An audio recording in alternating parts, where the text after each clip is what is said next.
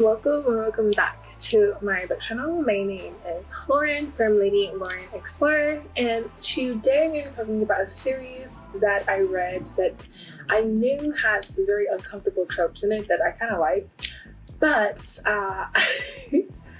I like this one particular trope when it comes to like a possessive hero in a bully romance. We love those. And that is the King of Corium by C. Hallman and J. L. Beck. I have the whole entire series, which King of Corium, Drop of Dead Queen, and Broken Kingdom. I'm not going to give you a synopsis of all of them because it would ruin it for you if you just continued reading, but I will give you my overall opinion of it and like the storyline. So in our first one, which is the one I will just give you the quick synopsis of, we have our hero who is going to this college to get away from his parents because of a situation that he and his parents are toughing out.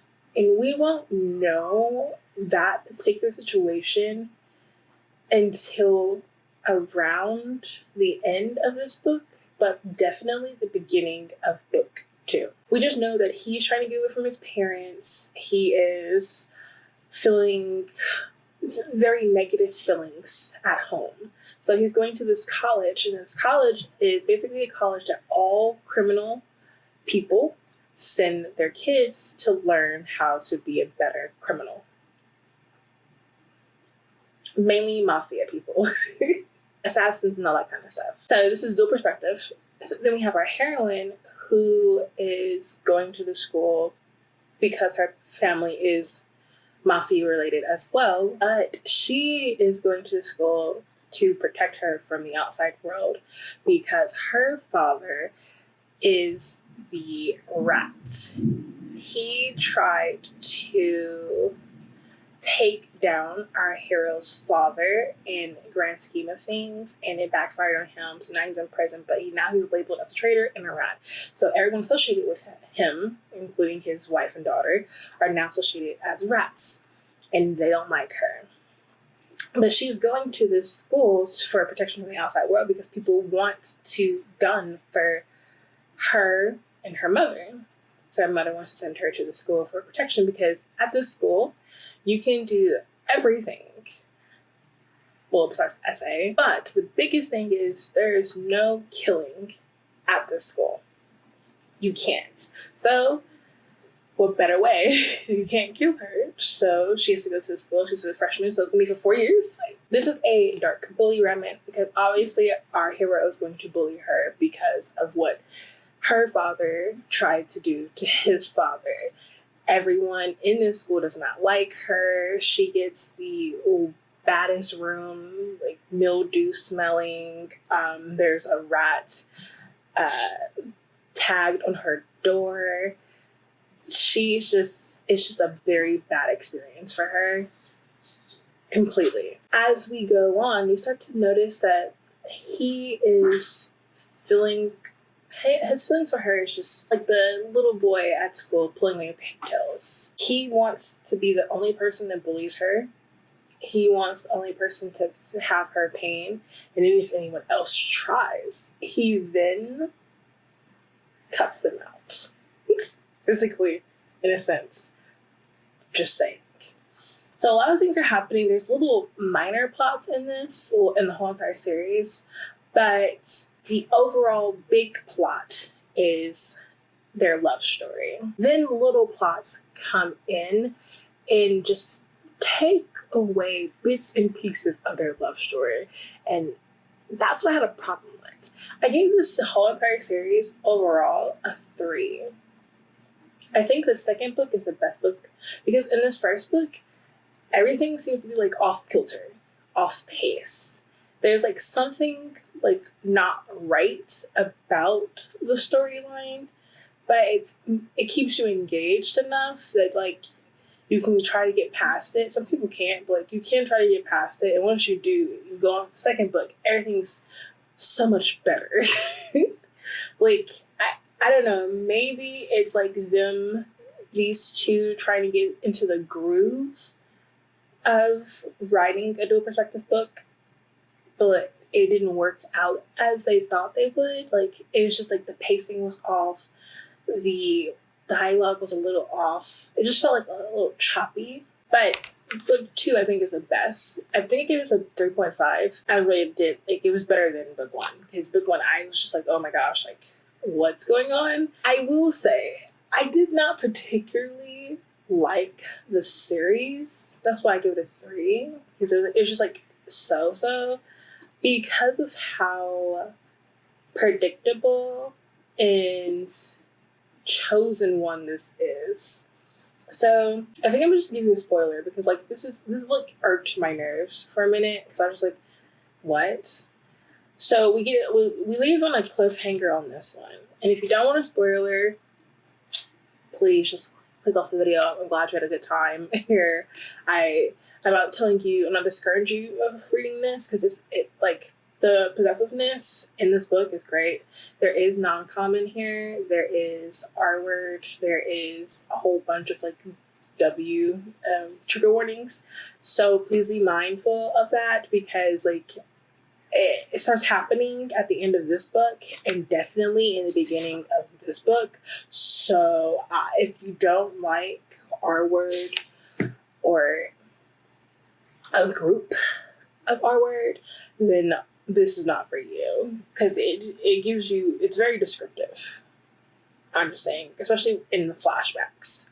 So just fair warning, spoiler.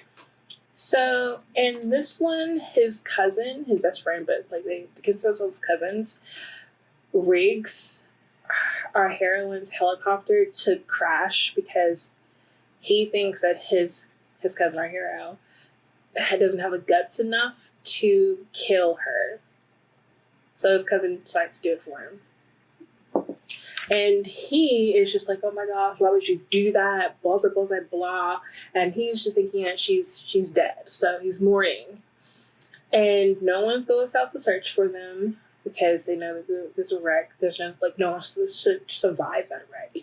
And he just happens to go outside on like hours after everyone's gone to look up at the sky and mourn his lost love who is dead now. Then he just so happens to see a flare go up around where they think the crash site is. And he runs to the headmaster and he tells him about the flare, and the headmaster's like, well, we can't get to them because like that's the only helicopter. And he's like, oh no, I know you're lying, that's not the only helicopter. And he's like, no, but I mean, there's nothing we can do, so I'm sorry. And he's like, you know what, no, I'm gonna go find her. So he like goes out, he just takes down some of the bodyguards that are around the school, hijacks a Humvee basically, and goes to where he thought the flare was and finds her alive somehow. And then I'm just like, wait, what? Like, yeah, she has like a broken leg, but like the pilot died, she didn't die, and now they're trapped because there's a blizzard. It was like a lot going on in that. Like I was just like, And it's the first half of the book. I'm like, this seems a little weird. Like this seems like very chosen one kind of thing. And I'm just like, oh, he's the only one. She's the only one alive. They're together for like 2 or 3 days because of a blizzard. Okay, like that's very romancy cliche. All right. And it also brings them together, like, because they were like fighting before, but it brings them together again. I'm just like, okay, that's very traumatic. So yeah, cool. But what happens at the end of this book is something that like I kind of saw coming. I just didn't think it was going to be a group. I just thought it was going to be this one particular person, because he is like mad about a situation that happened that she is a part of. And then also her father being a rat. He wants to make her feel this pain and all that kind of stuff. But yeah. Like I said, that whole entire scene, very graphic. There is like almost to the point of like making you a little sick because like they dirty talk. I was just like, wait, what? Like, okay. And they film it. So yeah. But for me, this was just, it didn't bring anything like to the storyline. It just made the characters even more mad. And we already knew that this particular character was going to deal with the consequence of the actions that he did of this group thing. But now we have other people. It's just like a lot going on. It kind of reminded me of like Selena's Bully Me when that whole thing happened to our heroine with his brothers and the teammates, and what the hero did once he found out what his brothers did and the teammates did. Basically the same thing. Just saying. But yeah, I just didn't think it brought anything. It actually made her very like broken for a while. And then on top of that, adding the whole entire like what happens once everything is settled with everyone who participated in that thing. Yeah, it's almost like just like she became a doormat when she was like very, very resilient, and she just became a doormat because she thinks that like this love is good for her and not toxic. Another thing is like their chemistry is like kind of off. Like I didn't feel love throughout this whole entire 3 books. There was no love. There was obsession, there was lust, but no love. So just keep that in mind. But that is it for me. My name is Lauren. I post a video Monday, Wednesday, Friday, sometimes Sunday, so please be subscribed so you can get notified when I have uploaded. I hope to see you all in my next video, and have a great day, evening, night, wherever you are in the world. Bye!